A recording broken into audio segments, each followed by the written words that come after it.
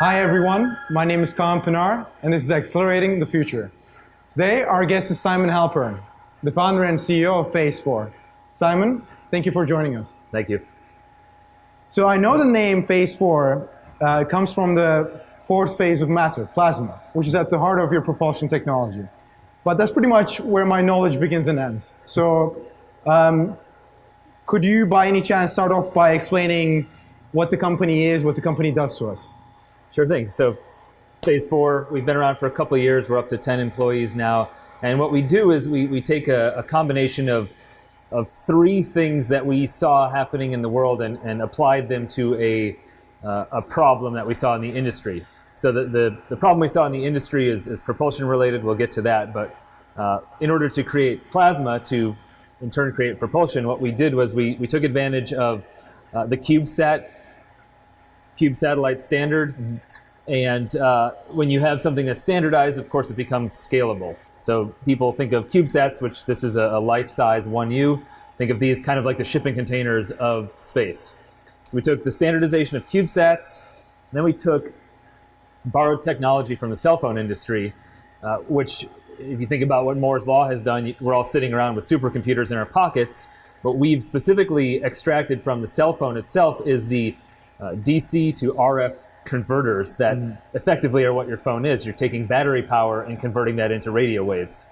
And then the last thing we did was take some fundamental research done at national laboratories on fusion, specifically using RF plasmas, radio frequency plasmas, and to get a better understanding of plasmas themselves and how they behave. So you combine those three things, the CubeSat standard, miniaturization of electronics, and a fundamental understanding of plasmas, and all of a sudden you can create a very small, very inexpensive plasma, which can be in turn manipulated to create thrust.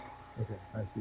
And is your technology primarily geared for CubeSats, or can you do this for all kinds of satellites? Yeah, don't let the CubeSat fool you. I mentioned it's a standardized technology, so the idea is we're entering the market by appealing to people in the small satellite and cube satellite world that have they feel there's a lack of propulsion options for them. But because we're standardized, you can scale this, so you could put 2 thrusters or 4 thrusters or 10 on a much larger satellite. And our goal is to be able to scale this technology up to the point where it could be used as either attitude control or even primary propulsion for geosynchronous communication satellites, possibly even interplanetary satellites. So yes, it's scalable. I see. That's awesome. So how do you see this technology propagating the new space movement as a whole? There are a really exciting number of companies that I've seen that are their entire business model and their entire technical premise involves them requiring propulsion. So by way of example, if you look at the geosynchronous market, every single satellite in GEO has propulsion. Not every single satellite in LEO has propulsion. So in order for some of these mega constellations to come online, whether they're CubeSats or small sats, sort of 100 kilograms or so, 150, they need propulsion. If you want to beam internet to the world, you've got to have propulsion. If you want to really accurately track weather, ships, airplanes throughout the planet, you want to take synthetic aperture radar images, you've got to have propulsion to really allow your satellites to see the entire Earth all the time and really, sort of from a business perspective, generate optimal amounts of revenue. And so I've read about other sorts of propulsion technologies such as electric and liquid hydrogen, oxygen. Why do you think plasma has a better chance to succeed? So plasma, or in our case RF plasma, there are other forms of plasma propulsion, so with all due respect to them, we're also a form of electric propulsion, but we are RF, radio frequency plasma. So if you imagine a spectrum of options for propulsion, the entire menu goes from cold gas system, then chemical, RF plasma, all the way over to the systems you mentioned, Hall thrusters, electrospray, pulsed plasma. And so I sort of drew the line and I put Phase 4 in the middle. On one end of the spectrum, you've got very, very powerful thrusters, chemical, cold gas. Those thrusters are great for the first gear type maneuvers where you just want to floor it to get out of the way to avoid a collision, let's say. Now on the other end of the spectrum, you've got electrospray or very, very efficient pulse plasma thrusters that are great for sort of long duration burns, but they're not going to move you out of the way very fast, and they're not necessarily applicable for the entire mission lifetime. So that's the ends of the spectrum. We sit in this missing zone in the middle where we can offer a moderate amount of thrust, but also a moderate amount of efficiency. And what that means is we can fulfill an entire spacecraft's mission with a single thruster. And that becomes extremely important when you have small spacecraft with limited space. You don't get the option to put a large thruster, a chemical thruster, and an electric system. You need one system to do your entire mission. And so we sit in that sweet spot with RF plasma, and that's what I believe will set us apart. So you have the best of both worlds, basically. Yeah, exactly. So what is your grand vision with the company? The grand vision, the party line is to be the premier propulsion provider for the space industry. We're explorers at heart. A lot of us like to hike and kind of explore. We're sort of tend to hire outdoorsy folks. It's purely coincidental. They're also amazing engineers and ops and business people, but we like to explore. And so when you think about what the world does when it comes to space, sure, there's a lot of interesting things that you can do and to generate a lot of revenue and have a big exit, but ultimately we want to go explore, and this is our way of doing that. You can do that by working on missions that don't cost $1 billion and don't take 10 or 20 years to come to fruition and then go to space. My personal story is that I worked on the New Horizons mission, which just passed by Pluto. Mm-hmm. So I worked on that about 10 years ago. It maybe about 15 years ago. It launched about 10 years ago, and just got to Pluto. And it was, it's a fantastic success, but that must have been a big moment as well, right? It was amazing to see those pictures come back and the science and the important data that comes back. A lot of that, you don't really understand how it will fully impact us, but we know it's important. And that's what we want to do, is we want to explore because we know it's fundamentally important for us as humans to do that. Yeah, I really admire that. So a lot of the companies that we see in the media, a lot of the aerospace companies, as well as the companies that are going through LightSpeed themselves, have these long-term visions. And we know that it's hard for investors to commit to such companies which have far-off exits. What was your strategy personally to go about fundraising?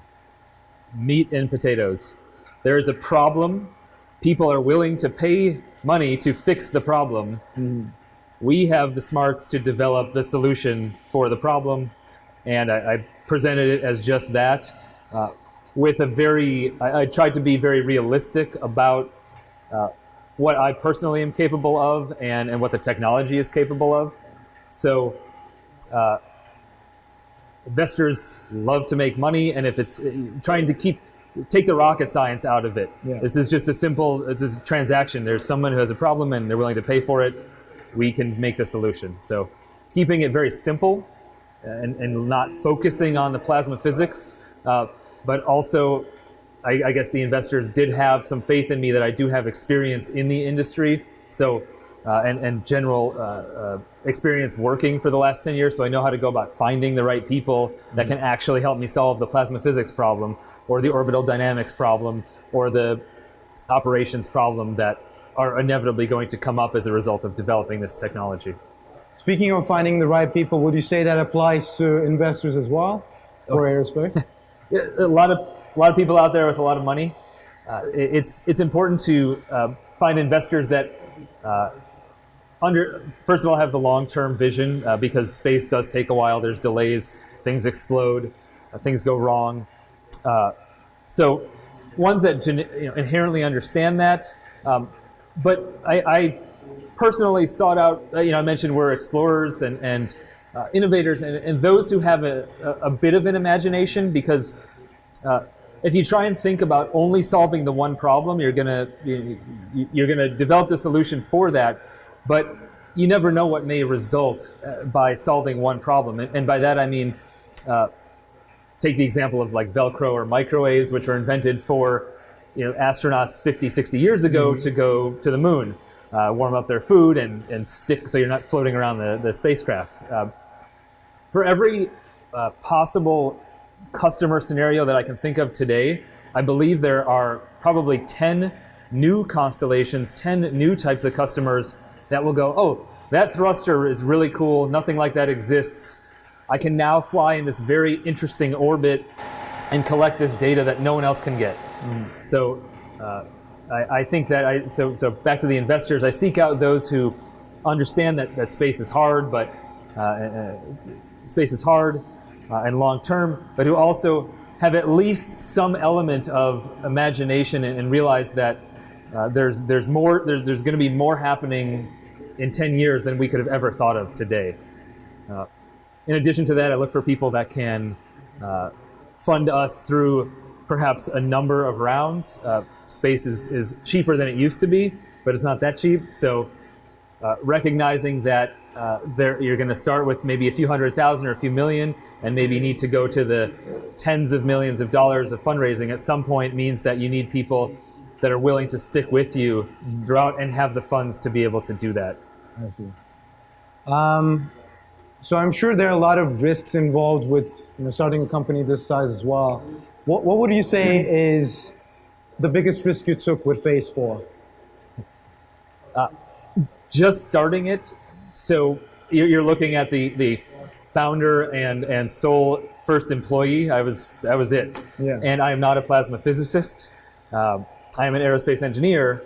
So the big risk was I have this unmet need, and I know that there has been some work done on this technology, but I know I'm not the one to fully build it out. So navigating the waters of ensuring there's a good business model and ensuring I have the people to help build this technology, you can see some of them here, was the riskiest thing, because there's no way I could have done this by myself. And I think that's maybe I'm just realizing that's a really important lesson, is as smart as any one entrepreneur can be, you'll inevitably need a small, then a medium, then a large team to help you achieve your goals. And it was pretty scary there at first, because I wasn't, I had some ideas and enough chutzpah to go out and find the right people and ensure that they were the right people for not only building the technology but also for building the company.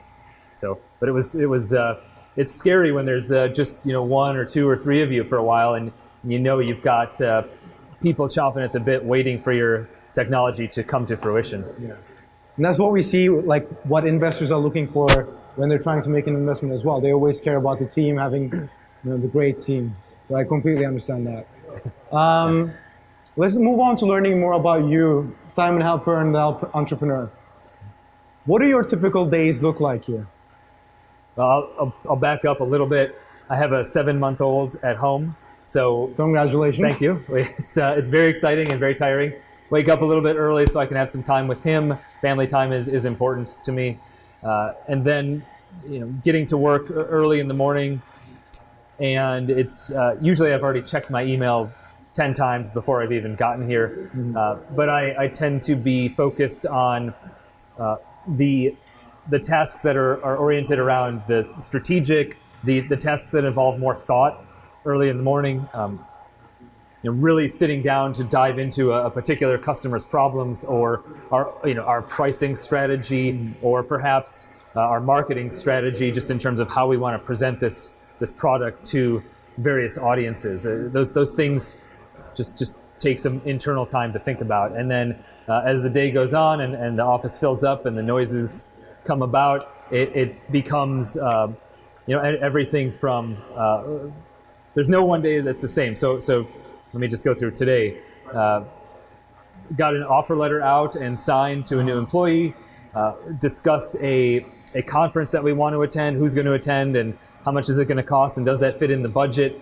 I've been playing around a lot with our financials. We've got a new accounting firm, so I'm getting used to their new formatting and getting a better understanding of the down to the penny how my business is working.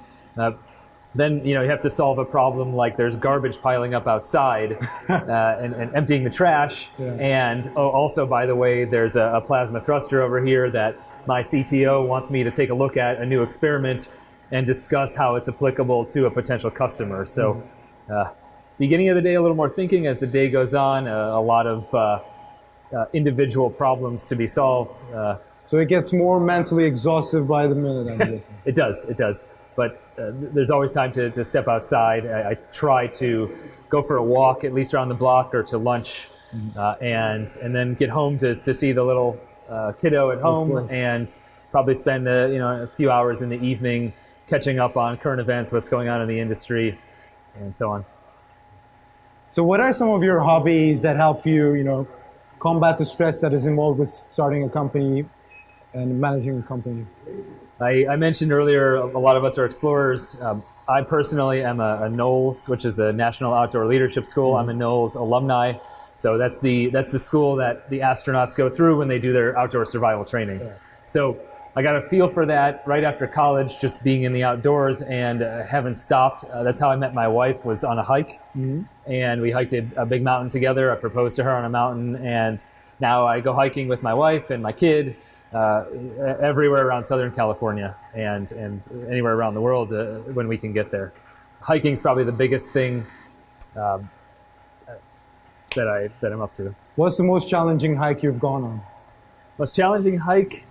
Gosh, that could be a tie between Mont Blanc in the Alps and,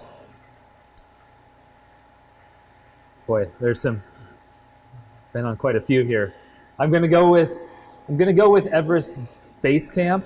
Really? Yeah, simply because I had a bout of altitude sickness a couple nights before we were going to get up to base camp, which is around, I think, 18-ish, 20,000 feet. So I was a little sick, so that was, so I got over that hurdle, and just making it up to that special point was very challenging, but very rewarding. So that's actually funny that you brought that up. At Penn, in our engineering entrepreneurship courses, we had this simulation which we had a team that had to climb the Everest. Everest. Yeah, we did exactly. that. We did that too. So you did that in real life as well. And yeah, doing it on a computer is a lot different, but the mental interactions you have to have. Climbing a mountain is akin to starting a company. It doesn't count unless you get everyone to the top and home safely and in one piece. If there's anything that goes wrong, you don't necessarily continue. You fix what's wrong so that you can move on as a team, because you need the entire team to be a part of that. That's just how I work. Yeah, that was an interesting simulation. I learned a lot about my classmates, and I bet you did too. Yeah, I had a great time doing it. I think we lost one individual from the team at the end, so it was a great time. So you mentioned that you come from a really heavy engineering background. Is there any advice you can give to future aerospace entrepreneurs to successfully transition from being an engineer to someone who's running a company? Yes, so there's a lot of the low-hanging fruit is if you have been an engineer your whole life or your whole career, whether that's a couple of years or a couple of decades, there is a huge number of free things out there that you can do to train your brain, which is good with numbers, to think about business numbers, to think about accounting, finance, and to start getting familiar with the jargon of business, of marketing and of strategy, thinking about things from those perspectives. You can go online and do that. You can take courses. You could go to your local college. Accounting is the same more or less the world over, whether you go to Harvard Business School or learn it online. Your basic debits and credits are all the same. So get some experience doing that. If you have an opportunity to go work, just go. I realize that you're probably making a good salary at your big full-time job, but consider offering up an idea to a startup or a company where you might consider working as an intern for a while, in the hopes that maybe you can help them move along and eventually start collecting a larger paycheck, or any paycheck, depending on where you sit. You've got to just go out and take the risk to just jump off and try something new. You can also, if you're having to split the difference, maybe you've got a family or some other obligations, you can moonlight. If you're working for a space company, you may want to moonlight for just a tech startup, just to kind of understand what it's like to work with 5 people in a dirty warehouse. Those are the things I'd suggest. On the more pricey side of things, there are degrees you can go get. You can get master's in management, master's in entrepreneurship, an MBA, which some would recommend, some don't. I personally have one. If you want to go, recommend it? Sorry? Would you recommend it? I would. If you know that you want to make a switch, if you know what you want to do afterwards, I would recommend going to the best school you can get into. If you want to get one and people tell you don't, screw them. If you want to get one, make sure you know why you want to get it. So by way of example, my application essays were something along the lines of, I would like to have a leadership position in the emerging new space industry. So if you know what you want to do, get an MBA or go get the education you need or the experience you need. And understand that it's equally scary to just leave the comfortable gig as it is to start a new one. And the new one is going to be uncomfortable for a while, so be prepared to be a lot of sleepless nights and wondering. But again, make sure you've got a good game plan. You know at least generally what you want to do. You can always change your course, but having an idea up front helps you chart a course. For aspiring entrepreneurs, what would you say are some of the biggest aerospace opportunities out there today? Yeah, so I'm personally excited about what's going on in the space world, not just small sats, but just space in general. When you look at Jeff Bezos and Blue Origin talking about millions of people living and working in space, I envision the little Amazon Prime spaceship coming to my door, and if you think about what I guess Blue Origin and some of the SpaceX and United Launch Alliance are doing, they're building the railroads. They're getting the big stuff up in space. But if you think about what happens at the end of the railroad, between the end of the railroad and you getting your iPhone in your hand or whatever it is, there's a lot of businesses that can take place along that chain of events. So it's a long-term vision, but that's one area I'd start thinking about is sort of, I guess, maybe space logistics, and there's a huge software element to that. I think space and space software is really ripe for new entrants to do things differently using software as opposed to sort of the old-fashioned way of doing things in space. That's one area. And there's something exciting. I don't know as much about what's going on with unmanned aerial vehicles, but I do know that there's a lot of things going on. And if you focus less on maybe building the vehicles and again more on maybe the services component or the software related to those vehicles, you could look at that industry. There's a lot of fragmentation within the builders and the operators, so you could consolidate a lot of that and control a lot of it by virtue of thinking about software as related to what's going on in the between 1 foot and a few thousand feet above the surface of the Earth. Yeah. All right, last question. As a kid, what did you want to be when you grew up? Astronaut. Astronaut? Yeah. Same here, actually. It's, yep. I never grew out of that, so I guess I'm still just a kid. Of course. I think that's the best attitude to have as well. Well, thank you so much for taking the time, Simon. I think that's a great note to end on. Pleasure having you here. I appreciate it. Thanks everyone for watching. Please check out Phase 4, link down below in the description. And don't forget to give us a like, subscribe, and share. See you next time.